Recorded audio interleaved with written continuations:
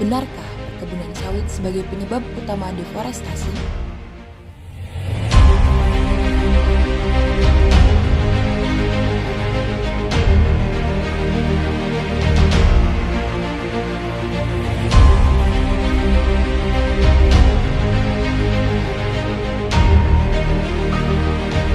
Deforestasi merupakan fenomena normal pembangunan yang terjadi di setiap negara-negara dunia sejak beribu tahun lalu hingga saat ini.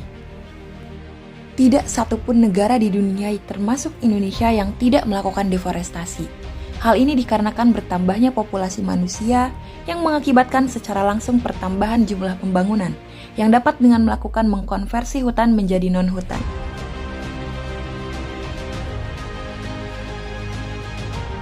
Perkembangan deforestasi di Indonesia sudah terjadi sejak zaman penjajahan hingga sekarang. Mari kita telaah perkembangannya.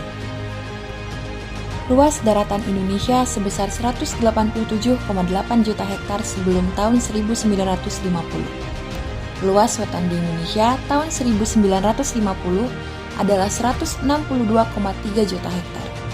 Kemudian mengalami deforestasi terjadi tahun 1950 sampai 1985 seluas 68,1 juta hektar.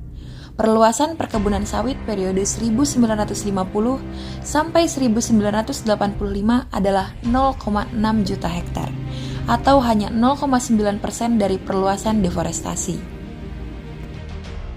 Berdasarkan data hasil penelitian didapatkan asal-usul lahan perkebunan kelapa sawit di Indonesia.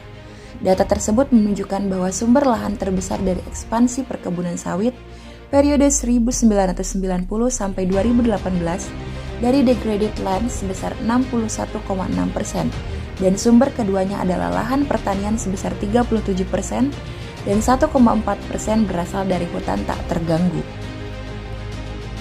Dengan pengalihan fungsi lahan kritis menjadi perkebunan sawit, tentu akan memberikan dampak baik secara sosial, ekonomi, dan ekologi bagi masyarakat sekitar. Secara sosial dan ekologi, perkebunan kelapa sawit dapat membuka lapangan pekerjaan, mengurangi kemiskinan pedesaan dan kemiskinan nasional, serta secara langsung akan meningkatkan infrastruktur dan fasilitas sosial. Jadi, masihkah kalian menuding perkebunan kelapa sawit sebagai penyebab utama deforestasi di Indonesia? Eits, itu salah total ya.